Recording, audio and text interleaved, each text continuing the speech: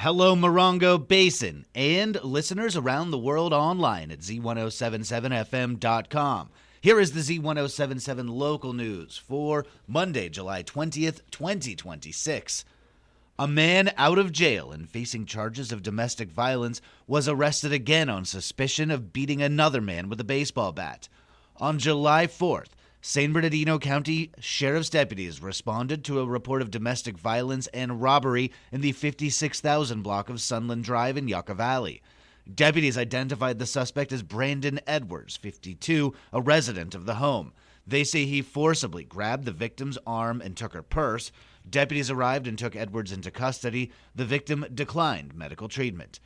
Edwards was arraigned in San Bernardino County Superior Court on July 7th, and the court ordered his release on July 10th. County records indicate that Edwards is still facing felony charges of domestic violence and robbery, along with a separate misdemeanor charge related to a DUI incident in June. On Thursday, July 16th, at around 5:15 p.m., deputies responded to a report of assault with a deadly weapon in the same home on Sunland Drive in Yucca Valley. A neighbor told deputies they witnessed the incident and called 911. Deputies say Edwards struck his male roommate with a baseball bat several times.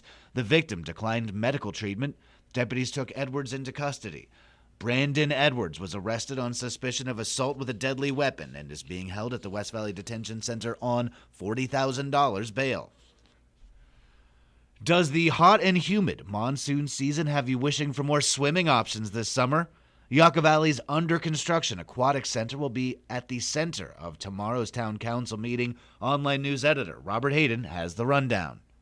On the agenda for Tuesday's Yucca Valley Town Council meeting, the council is expected to receive an update on the Yucca Valley Aquatics Recreation Center. Is it still on track for a 2026 opening? An expected renewal of a $120,000 professional services contract with a communications firm that helps the town with social media, website updates, press releases, and newsletters.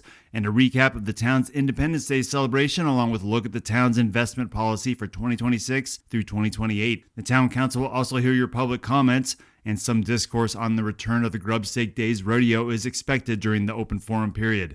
That all begins at 6 p.m. this Tuesday at the Yucca Valley Community Center, located right off 29 Palms Highway and Dumosa Avenue. You can find a link to the full agenda and remote meeting links at this story on our website, Z107.7 FM.com. Reporting for Z107.7 News, I'm Robert Hayden. Tomorrow's regularly scheduled meeting of the 29 Palms Planning Commission has been canceled. No reason for the cancellation was provided. The 29 Palms Planning Commission will meet next on August 4th. The proposed property tax increase for the Landers Special Road Maintenance District R15 did not receive a majority vote, and the district will be dissolved. The increase was voted on by residents as part of a ballot measure. San Bernardino County determined that the current fees were insufficient to sustain ongoing road maintenance services. In order to grade and maintain Landers dirt roads, property tax assessments for road maintenance needed to be raised from $20 per year to $75 per year, or the road district would be dissolved. 969 ballots were cast and only 437, or 45%, voted in favor of the increase, and the measure failed to pass. The Landers Special Road District's journey to the ballot has been an unusual one. County supervisors initially voted against putting the measure on the ballot because of several technicalities, including the fact that 3rd District Supervisor Don Rao missed the vote to catch a flight to Sacramento. You can find our full coverage at a link in this story at Z107.7 FM.com. Several other special roads districts in unincorporated county areas north of Yucca Valley and Joshua Tree were voted on in 2026. Copper Mountain Mesa is the only one of the 5 road districts that approved proposed assessment increases. The Landers District, Flamingo Heights District, and 2 road districts in Yucca Mesa all rejected the proposed increases and will be dissolved. Local 3rd District Representative and Chair of the County Board of Supervisors Don Rao was a guest on a recent episode of the Z107.7 Up Close show. Prior to the Landers votes, she discussed these special roads districts with host Gary Daigneault. Recently, the county reached out to some of the smaller special districts that deal with road maintenance in the North Joshua Tree area and Landers area.